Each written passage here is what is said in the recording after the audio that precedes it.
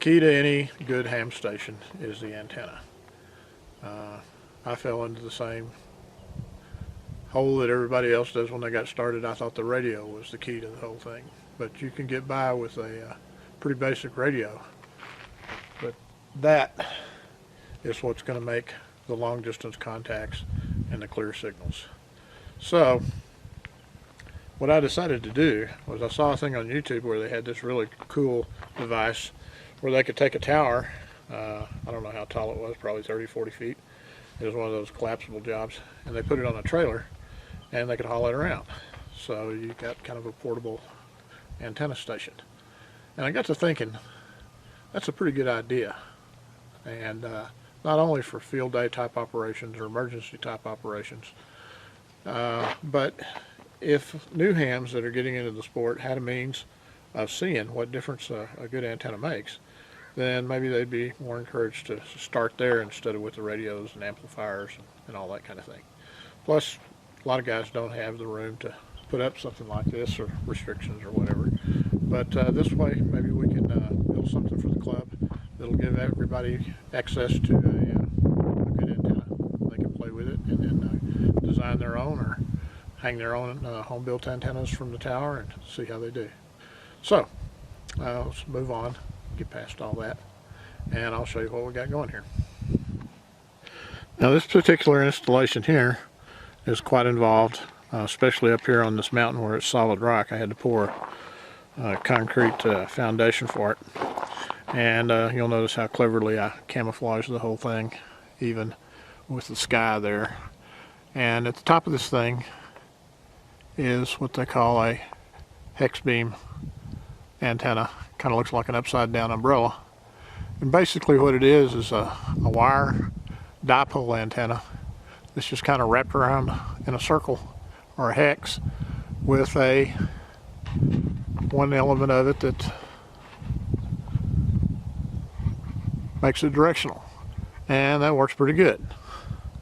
So I think we're going to use that same type of antenna, the same one actually, well, a different one, but the same kind, same company, and we're going to use it for our portable installation. And you'll notice there's a rotator up there at the top that turns it around, and I've got the direction of the beam indicated by those blue colored poles there. So right now it's pointed pretty much east, but we can turn it around and make it anything we want. The other beauty of this type of antenna is it's a multi-band antenna. The outward wires there are the 20-meter element. The next one I think is 17, 15, 12, 10. There's even a 6-meter element in there that we won't put on the portable one just because it's too much trouble and never use it. Alright, the idea is to take these tower sections, which were given to us by a member of the club, who I'd really like to thank, because that's an expensive component of the whole thing. And even though these aren't collapsible sections, what we plan to do is make a quick way. What we plan to do is make a quick way to put these sections together and stand them up on that trailer with the antenna on top of it, of course, and have a mobile communication system. My goal is to have this whole system operational within an hour. So I'm going to have to do a lot of thinking about how to make that happen. Just putting the antenna together alone is going to probably take that long by one person working. So if we can get this down to where we can get the whole thing operational within an hour with 2 people working, then I think that'll be pretty cool. So the first problem is, how do we get the sections together? Well, we'll lay them out on the trailer, and I came up with the idea of using these tractor quick pins, which were, I went down to Cal Ranch a while ago and bought a whole ass load of these things. They're $1.19 a piece. So for about 30 bucks, we've got all the hardware we need to assemble the trailer, the tower. So the way that's going to work, of course, very simple.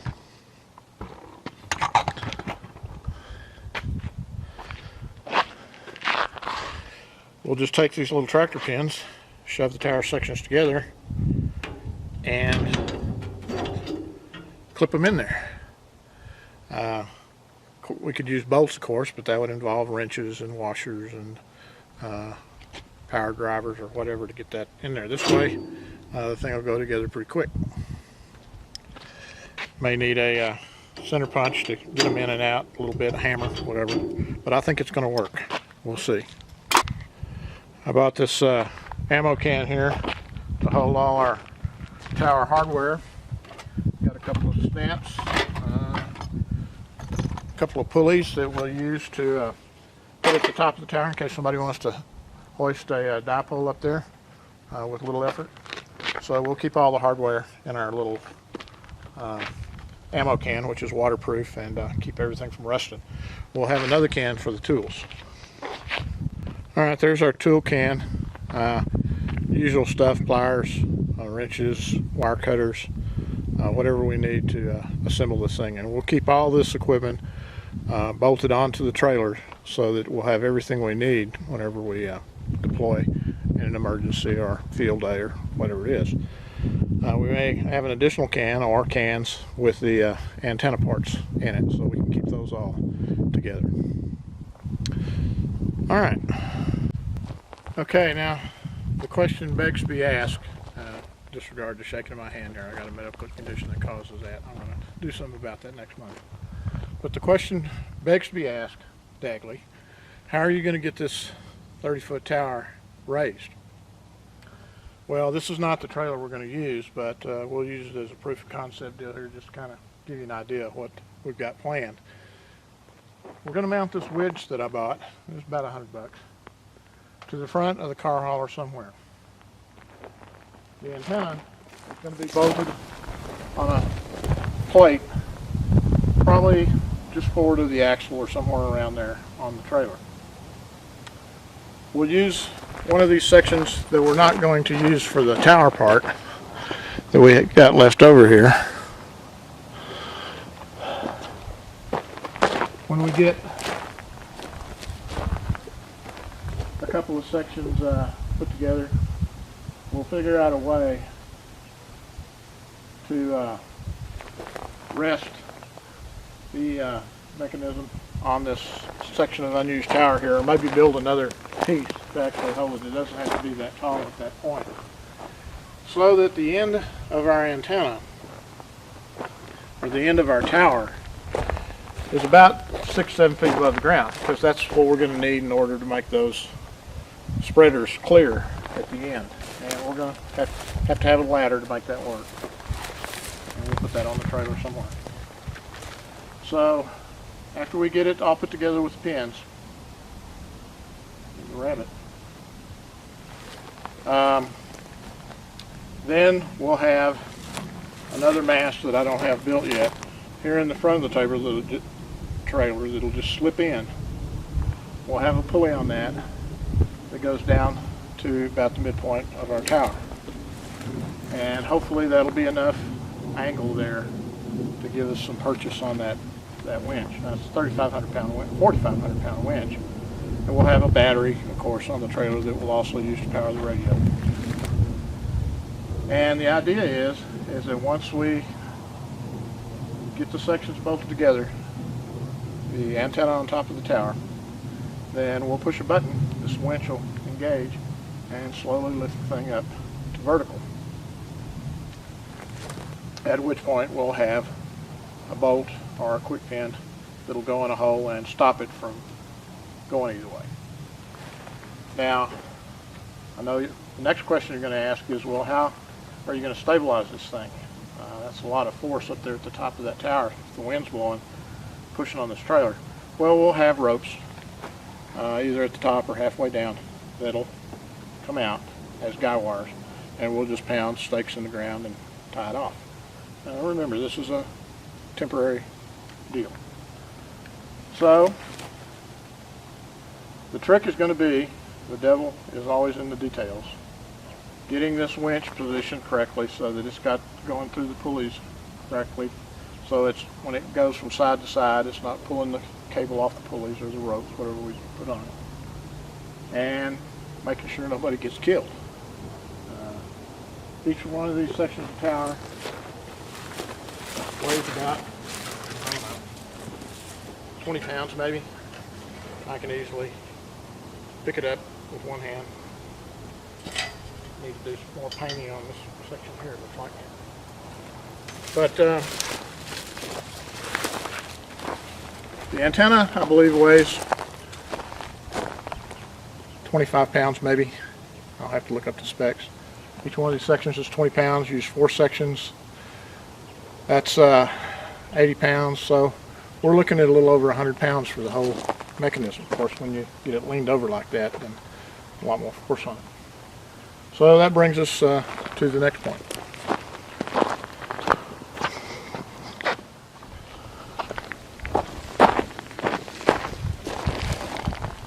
Here's an old Radio Shack TV antenna rotator that I had at the other house that I hope still works. And this is about the right size pole to go into that antenna. Probably won't be this long, there's no need for it to be that long. But my hope is that when I plug this thing in and test it, that it'll work. And this is a relatively 90% of the weight's in this steel pole here. So if I cut that off about right here, then we don't have much weight. Trying to keep the forces at the top of the tower to a minimum. So then, when we hook up the little controller, we'll have generators and the batteries and that kind of thing out there. So we'll have AC and DC power on the trailer. We'll have a way of making that antenna directional. So that'll be pretty cool. Start off pointing east in the mornings, pick up a little traffic. When those Yankees wake up, as the day goes on, maybe point down towards South America, Mexico, on over to the Gulf of Mexico and into New Zealand, Australia, and of course the West Coast. So, and I found out that once I put up a proper antenna, it opened my horizons for ham radio to a whole new world. I used to think getting a hold of Hawaii was a big deal, and now Hawaii is nothing. I've talked to New Zealand, Tasmania, Russia, China, Japan. Well, I don't know about China, but a lot of the DX expeditions on the Special Islands and all that kind of stuff. So that's kind of the whole point of this, is take someone that normally wouldn't have access to a good antenna system and give them a little introduction into what's possible. So I need to get the trailer back here that we're going to use. I need to weld a piece of receiver hitch in front of the trailer, and that's where that hoist pole is going to go. And I found some rectangular shaped channel that'll fit right into that receiver hitch. That'll go in with a pin just like the tower itself, so it won't go anywhere. Configure the pulleys and determine how we're going to work this rear support mechanism here, and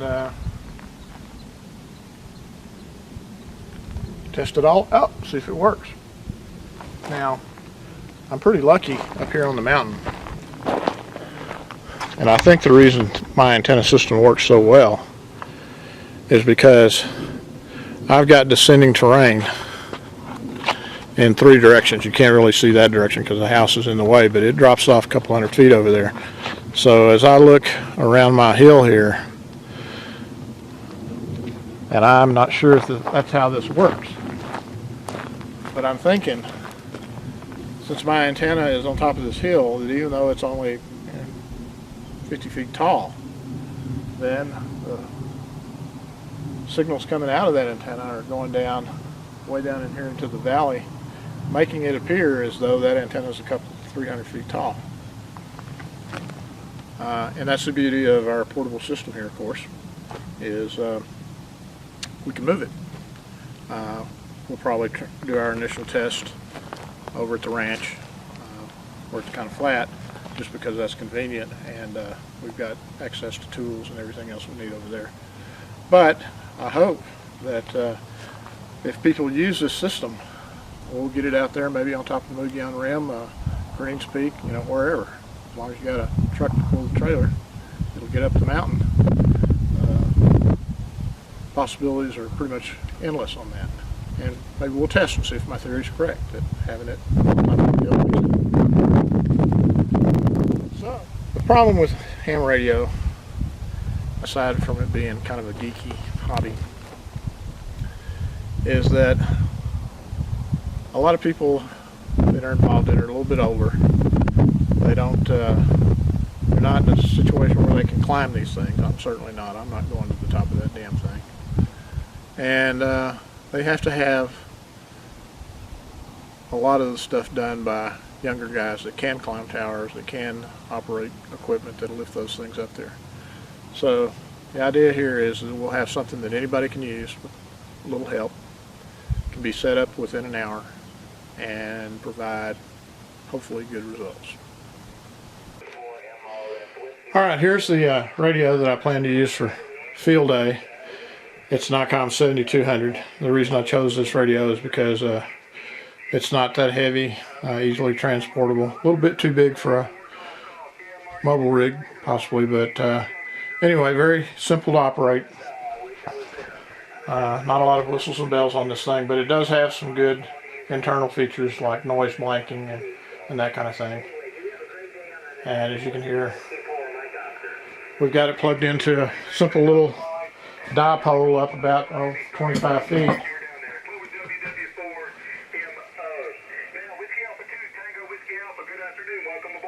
So it's picking up everything from Texas to the East Coast right now just on that little dipole.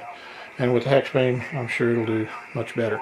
Now, of course, there's nothing to stop someone from hooking their own radio up to the portable antenna device. Might even want to try a little CWQRP rig or whatever you've got. And we're going to make provisions to put 2 pulleys at the top of the tower. So if you want to pull a dipole up for 40 or 80 meters, then you'll have the means to do that. Now that radio that you just saw is working right now off this 12-volt battery through these cables laying everywhere. And that's probably something similar to what we'll do when we hook it up in the field. And then we've got this little Honda generator down here, which gives us AC and DC power. So we can recharge the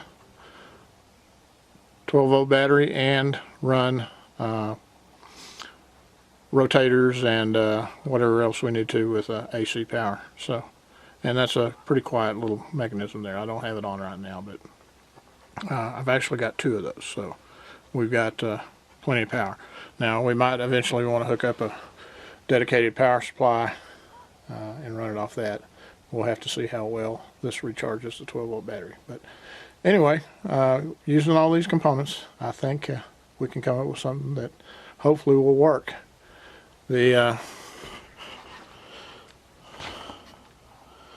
All my ideas aren't good ones. All my ideas aren't necessarily good ones. The key is going to be getting that tower raised up to a usable height easily without endangering anybody or a truck or whatever. So that's pretty much it for now.